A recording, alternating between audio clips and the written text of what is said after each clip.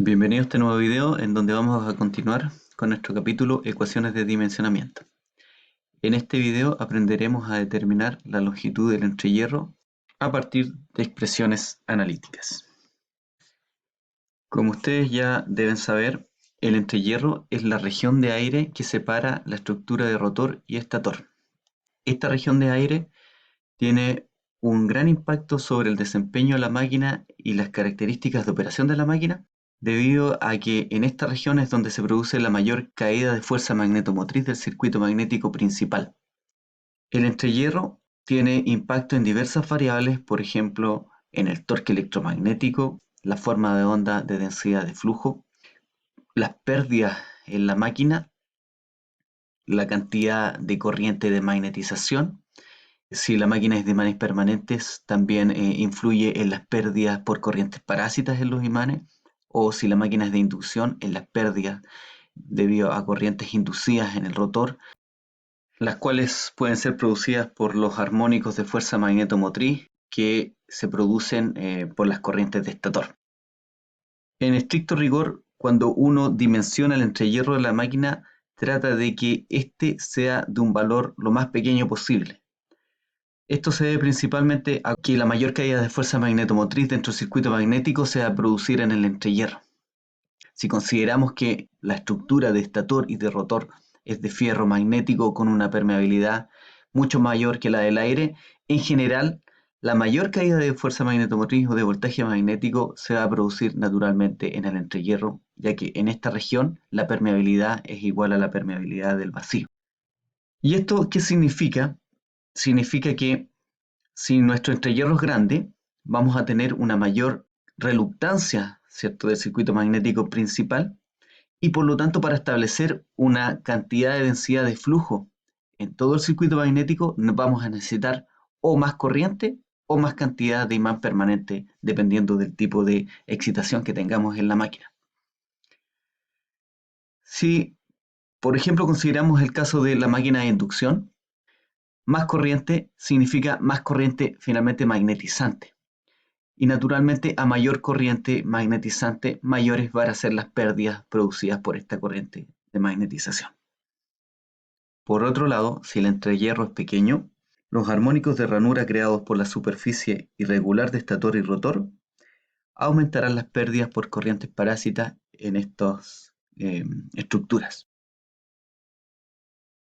Para poder entender de mejor forma lo explicado anteriormente, consideremos la representación que se muestra en la figura, en donde se tiene una máquina lineal con un rotor y un estator de superficie lisa. Es decir, en este caso vamos a despreciar el efecto de las ranuras de rotor y estator. Vamos a considerar que la superficie superior es el rotor y la superficie inferior es el estator.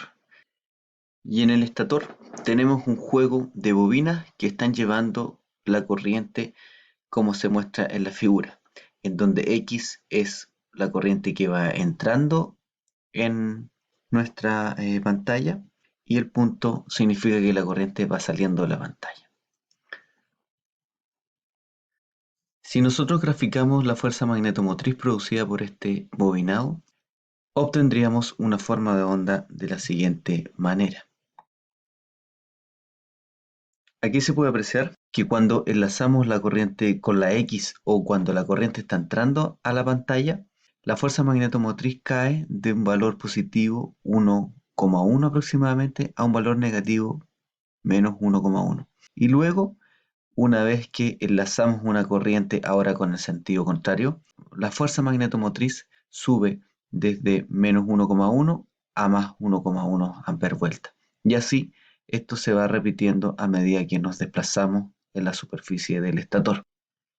En este caso, tenemos un entrehierro pequeño de un valor de 0,25 milímetros.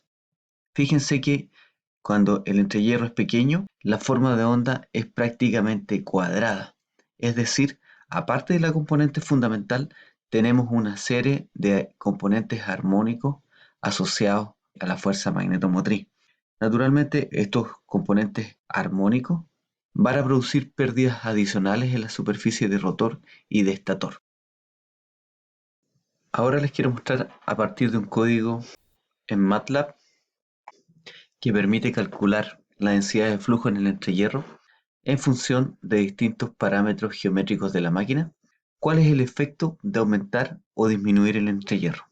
Anteriormente nosotros mencionamos que teníamos un entrehierro de 0,25 milímetros, es decir, G, que en este caso equivale a la longitud del entrehierro, es igual a 0,00025 metros.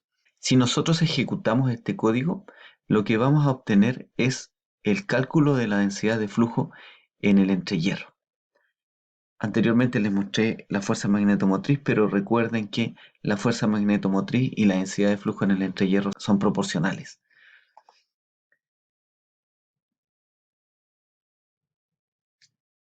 Entonces fíjense que ahora nuestra densidad de flujo es igual a la fuerza magnetomotriz que les mostré anteriormente. Realmente lo que yo les estaba mostrando era la densidad de flujo, pero para el caso da lo mismo. Fíjense que tenemos esta forma de onda cuadrada, porque obviamente tenemos el mismo entrehierro que estábamos considerando, de 0,25 milímetros. Si ahora nosotros aumentamos el entrehierro 4 veces, es decir, a un valor de 1 milímetro, veamos qué pasa con la densidad de flujo. Fíjense que ahora la densidad de flujo se ha suavizado un poco en los bordes y ya no se ve tan cuadrada, sino que se empieza a ver un poquito más sinusoidal, aunque todavía dista mucho de una sinusoidal perfecta. Además, otro efecto evidente es que la magnitud de la forma de onda decrece. Anteriormente teníamos una magnitud de 1,1 Tesla, un valor máximo de 1,1 Tesla, y ahora nuestro valor máximo es de 0,9 Tesla aproximadamente. Si nosotros ahora aumentamos el entrehierro a 2 milímetros,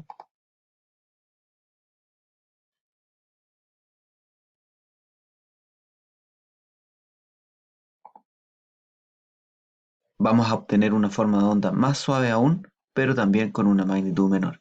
Y así podríamos ir aumentando el entrehierro y ver que efectivamente a medida que tenemos un entrehierro más grande, la magnitud de nuestra fuerza magnetomotriz o de nuestra densidad de flujo disminuye, pero también se va haciendo más suave. Por ejemplo, un caso mucho mayor, supongamos de 8 milímetros.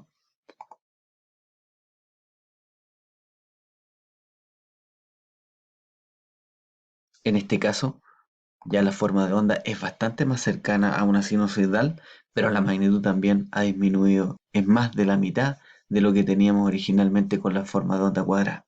Entonces, con esto comprobamos que efectivamente a un mayor entrehierro vamos a tener una forma de onda más sinusoidal y por lo tanto el efecto de los armónicos va a ser menor, pero por otro lado también perdemos en la magnitud.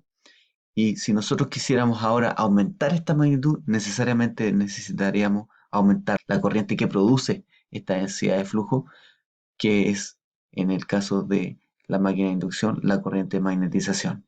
En el caso de la máquina de imanes permanente, lo que necesitaríamos es más material de imán permanente y eso tiene un efecto en el costo de la máquina.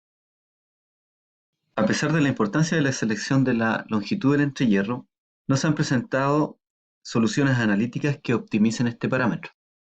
Pero sí existen algunas ecuaciones empíricas que permiten determinar la longitud del entrehierro para las máquinas más clásicas o de mayor uso a nivel industrial. Para máquinas de inducción que operen a 50 Hz, la longitud del entrehierro puede determinarse a partir de esta ecuación.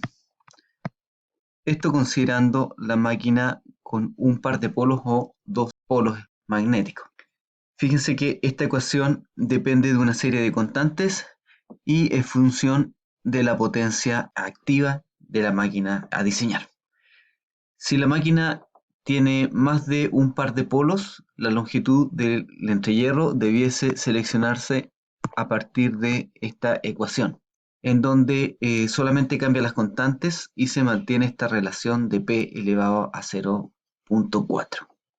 Recuerden que p no es el número de pares de polo, aquí se está usando p mayúscula, y corresponde a la potencia activa de la máquina. Si es un motor va a ser la potencia en el eje, si es un generador, ¿cierto?, la potencia electromagnética. En máquinas destinadas a trabajos con ciclos de sobrecarga repetitivos o ciclos de trabajo pesado, el entrehierro suele incrementarse en un 60% o alrededor de este valor. Esto se debe a el hecho de tratar de evitar problemas mecánicos asociados con la dilatación de los materiales en función de la temperatura. A ciclos de trabajo pesado, la máquina tiende a calentarse más y por lo tanto la dilatación de los materiales es mayor. Y en casos de entrehierros muy ajustados, esto podría ser un problema, ¿ok?, en la máquina. El aumento del entrehierro en este porcentaje también se aplica a máquinas destinadas a operar a través de convertidores de frecuencia. En este caso, el aumento del entrehierro se debe al hecho de querer minimizar las pérdidas en la superficie del rotor, producto de los armónicos de fuerza magnetomotriz que son generados a través de las corrientes armónicas que inyectan los convertidores. Las ecuaciones anteriores también son válidas para máquinas de imanes permanentes montados en la superficie. Es decir, a partir de la ecuación para P igual 1 y P mayor que 1 a 50 Hz, vistas para la máquina de inducción, también podríamos determinar la longitud del entrehierro para máquinas de imanes permanentes, siempre considerando que son imanes montados en la superficie. En el caso de máquinas sincrónicas, la longitud del entrehierro se selecciona a partir de la siguiente expresión, en donde ahora la longitud del entrehierro es función de una constante gamma y el paso polar, tau p, multiplicado por la densidad de corriente lineal A partido por la densidad de flujo B delta. El factor gamma es un coeficiente que considera el ancho relativo de la pieza polar respecto del paso polar, la permeabilidad del vacío, el factor de Carter y una constante igual a 0,5. El factor de Carter es un factor que considera el efecto de la permeancia o la permeancia producida por las ranuras de estator o de rotor, o ambas, sobre el valor medio de la densidad de flujo magnético. Recuerden que en una superficie con dientes y ranuras vamos a tener una permeancia mayor en la zona en donde se enfrenta el diente que en la zona en donde se enfrenta la ranura. Y por lo tanto, si nosotros graficáramos la función de permeancia producida por esta superficie irregular, tendríamos una zona de alta permeancia, luego una zona de baja permeancia y así, y esto se repetiría periódicamente. ¿Ok? Esto, función de permeancia, produce un efecto sobre el valor medio de la densidad de flujo. Y por lo tanto, este factor de Carter de alguna forma evalúa ese efecto. Valores típicos de gamma para máquinas sincrónicas dependen del tipo de rotor y la forma de onda de densidad de flujo que se desee o con el cual se diseñe. Para una máquina de polos salientes con entrehierro constante, gamma va a ser igual a 7 por 10 elevado a menos 7, mientras que para una máquina con entrehierro redondeado, gamma es igual a 4 por 10 elevado a menos 7. Para una máquina de rotor cilíndrico, gamma será igual a 3 por 10 elevado a menos 7. A continuación, vamos a hacer un ejemplo en donde se pide determinar el valor del largo del entrehierro para el motor del ejemplo 1 de 40 kW y 980 RPM, considerando un ciclo de trabajo normal. Y luego se pide recalcular el entrehierro considerando que el motor es diseñado para operar mediante un convertidor de frecuencia. Recordemos que el motor del ejemplo 1 corresponde a un motor de inducción. Además, sabemos que este motor debe desarrollar 40 kW en el eje y girar a una velocidad nominal de 980 RPM. A partir de la velocidad podemos determinar el número de pares de polos de la máquina. En este caso, el número de pares de polos es igual a 3, o lo que es igual a decir que la máquina tiene 6 polos. En tal caso, la longitud del entrehierro podrá determinarse a partir de la siguiente expresión: 0.18 más 0.006 multiplicado por la potencia a desarrollar elevado a 0.4. Y todo eso partido por 1000. Si ustedes reemplazan el valor de la potencia en esta expresión, les va a dar que la longitud del entrehierro es igual a 6 por 10 elevado a menos 4 metros, lo que equivale a 0.6 milímetros. Entonces la longitud del entrehierro de esta máquina de 40 kilowatts, a partir de la expresión que determina la longitud del entrehierro para máquinas con P mayor a 1, es igual a 0,6 milímetros.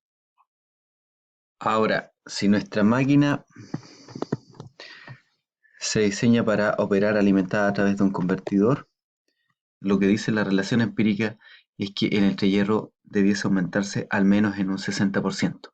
Y por lo tanto, nuestro nuevo entrehierro va a ser igual a 1.6 multiplicado por el entrehierro que se calculó anteriormente. Esto da un valor de 9,5 por 10 elevado a menos 4 metros, lo que es igual a 0,95 mm, ¿sí? O lo podemos aproximar a 1 milímetro.